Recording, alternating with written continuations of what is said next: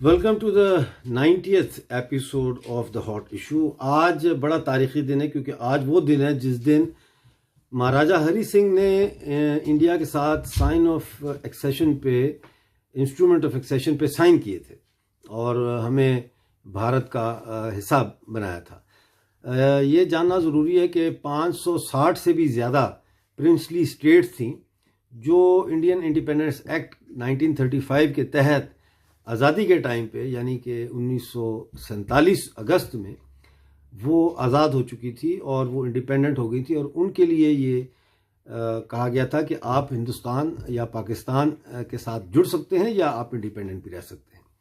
लेकिन जम्मू कश्मीर की रियासत एक ऐसी रियासत थी जिसने अभी ये फैसला नहीं किया था। बाकी सब ने फैसले कर लिए थे और भारत के साथ जुड़ गए थे, लेकिन हमारे महाराजा चूँकि हिंदू थे और आबादी का अक्सरियत मुस्लिम थी एक्सक्यूज़ मी, इसलिए वो इस तजब्जब में थे कि क्या फ़ैसला किया जाए। इसी दौरान उन्होंने पाकिस्तान के साथ स्टैंड स्टिल एग्रीमेंट किया, जिसका मतलब था कि हम पाकिस्तान के साथ फ़िलहाल शामिल होने का कोई इरादा नहीं रखते। इस बैकग्राउंड में पाकिस्तान ने 22 अक्टूबर 1947 को जम्मू कश्मीर की रियासत पर हमला किया और हमला करने के बाद उन्होंने मुजफ्फराबाद, डोमेल, मीरपुर और जो जगह थी वहाँ उन्होंने जो हिंदू थे और सिख थे उनका कत्लेआम किया, उनकी प्रॉपर्टीज़ को लूटा और बारामूला से होते हुए, उड़ी से होते हुए श्रीनगर के दरवाज़ों तक पहुँच गए थे। बारामूला का किस्सा ये है कि बारामूला की आबादी 14,000 थी, लेकिन जब भारतीय फ़ौज वहाँ पहुँची बारामूला को आज़ाद कराने के लिए तो उस वक्त वहाँ सिर्फ 3,000 लोग ज़िंदा बचे थे।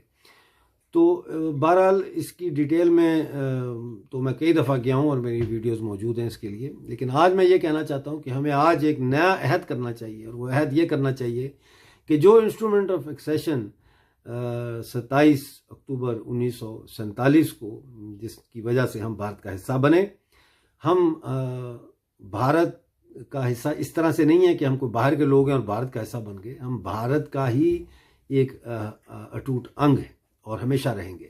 लेकिन हमें ये नहीं भूलना चाहिए कि पाकिस्तानी कब्ज़े वाले जम्मू कश्मीर और गिलगित बल्तिस्तान अभी भी पाकिस्तान के कब्ज़े में है और इसके लिए हमें ना सिर्फ सफारती यानी डिप्लोमेटिक सतह पर जदोजहद करनी है, बल्कि हमें इसके लिए अस्करी यानी कि मिलिटरीली भी हमें इसके लिए जदोजहद करनी है। ज़ाहिर है कि अगर हमारे घर पर किसी ने कब्ज़ा किया है तो हम पंचायत बुलाते हैं और यूनाइटेड नेशंस एक ऐसी पंचायत है आलमी बरादरी की, और पंचायत में अपना मसला पेश करते हैं। और अगर पंचायत फिर हमारा पता लगे कि पंचायत ही सारी की सारी बिकी हुई है तो फिर हमारे पास इसके सिवाय और कोई रास्ता नहीं रह जाता कि हम बज़ोर बाजू जो है वो और ज़बर जो है वो जंग के ज़रिए अपनी खोई हुई टेरिटरीज़ को हासिल करें। मैं उम्मीद करता हूँ कि वो नौबत ना आए कि हमें जंग करनी पड़े, क्योंकि उसमें हमारे सीना के नौजवान भी शहीद होंगे और POJK के जो है वो इंफ्रास्ट्रक्चर जो ऑलरेडी तबाह और बर्बाद है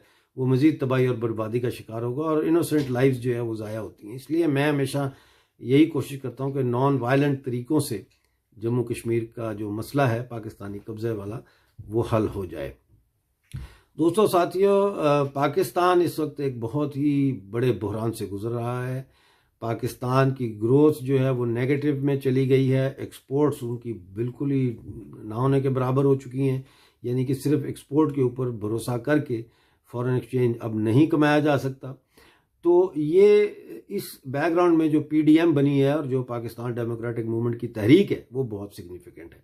नवाज शरीफ का ये बयान कि स्टेट अबव स्टेट के ज़रिए पाकिस्तान की फ़ौज ने पाकिस्तान की रियासत पर कब्ज़ा जमाया हुआ है बहुत ही सिग्निफिकेंट है और मेरा ख्याल है कि अब पाकिस्तान में वो नारा जो था वोट को इज़्ज़त दो, वो अब एक ऐसा नारा बन चुका है कि जिसको अब कानून की शक्ल इख्तियार करनी, कानून की शक्ल देनी होगी। और पाकिस्तानी आर्मी के जितने बिजनेस एंटरप्राइजेज़ हैं इनको नेशनलाइज किया जाए और उसके बाद इनको प्राइवेटाइज किया जाए ताकि पाकिस्तान आर्मी का बिजनेस के साथ कोई लेन देन ना हो और इकॉनमी जो है पाकिस्तान की वो पब्लिक सेक्टर और सिविल सोसाइटी के कंट्रोल में हो। इसी तरह से मैं समझता हूँ कि टू नेशन थ्योरी जो बुनियाद है कम्युनलिज्म की, जिसकी बुनियाद अंग्रेज़ों ने और उसके बाद उनके एजेंट मोहम्मद अली जिन्ना ने रखी और फैलाई और उसकी बुनियाद पर पाकिस्तान बनाया गया। वेस्टमिनिस्टर में बैठ के लकीरें खींच के कोई पाकिस्तान किसी रेफरेंडम के तहत नहीं बना, ना ही किसी इलेक्शन के तहत बना, ना ही कोई तहरीक आज़ादी पाकिस्तान थी जिसके तहत बना। तो ये इस वक्त सबसे ज़्यादा ज़रूरत इस बात की है कि टू नेशन थ्योरी जो है उसको ख़त्म किया जाए। पाकिस्तान को ऑफिशियली टू नेशन थ्योरी से अपने आप को अलग करना पड़ेगा। इसके अलावा बलोच जो फ्रीडम मूवमेंट है उसको रिकग्नाइज़ करना पड़ेगा, और बजाय इसके कि बलोच के उन लोगों से मुज़ाकरात करने के जो बलोचिस्तान की हुकूमत के अहलकार या सहूलतकार हैं, बराह रास्त बलोच शर्मचारों के साथ मुज़ाकरात करने पड़ेंगे और बलोचिस्तान के साथ एक नया इमरानी मुआहदा तय करना पड़ेगा।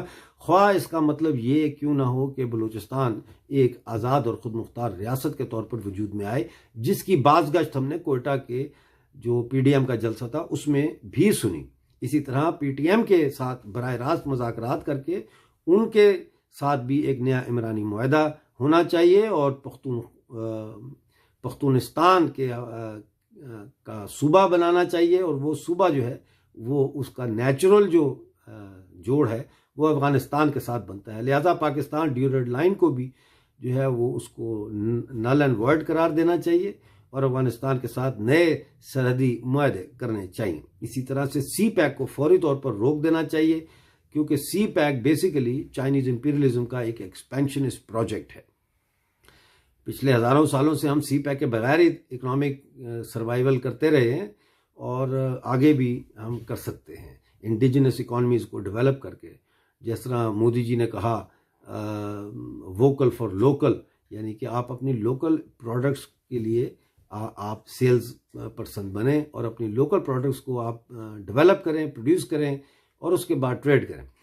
एनीवे, अब हम आते हैं आखिर में गिलगित बल्तिस्तान के इलेक्शन की तरफ। गिलगित बल्तिस्तान के इलेक्शंस में जो ख्वाब था इमरान खान का कि वो स्वीपिंग विक्ट्री हासिल करेंगे, वो ख्वाब तेज़ी से तहलील होता हुआ नज़र आ रहा है, क्योंकि इस वक्त बिलावल भुट्टो मुसलसल गिलगित बल्तिस्तान में मौजूद हैं और वो जलसे पे जलसा कर रहे हैं, और उन्होंने ये कहा है कि वो उस वक्त तक मतलब रहेंगे गिलगित बल्तिस्तान में जब तक इलेक्शंस होते हैं, और इलेक्शन की फतह के खुशखबरी के साथ वो गिलगित बल्तिस्तान से वापस लौटेंगे। इस वजह से नवाज शरीफ साहब की जो मुस्लिम लीग है उसको भी डेंट पड़ रहा है, और तेज़ी के साथ जो है वो ये नज़र आ रहा है कि कोई भी पार्टी गिलगित बल्तिस्तान के इंतखाबात में शायद एक हतमी मेजॉरिटी हासिल ना कर सके। लिहाजा गिलगित बल्तिस्तान में इस बात का इम्कान है कि वहाँ पे कोalition गवर्नमेंट बनेगी। कोalition गवर्नमेंट बनने का मतलब ये है कि गिलगित बल्तिस्तान की किस्मत जो है वो एक दफ़ा फिर तकदीर के हवाले हो जाएगी और उसका कोई हल नहीं होगा। गिलगित बल्तिस्तान की एक ही हल है, और वो ये कि पाकिस्तान POJ और गिलगित बल्तिस्तान से अपनी फ़ौजें निकाले और गिलगित बल्तिस्तान और POJ को, जो कि वेस्ट जम्मू है, उसको वापस भारत के हवाले कर दे। Thank you very much. कल आपसे फिर मुलाकात होगी। अपना बहुत सारा ख्याल रखिए।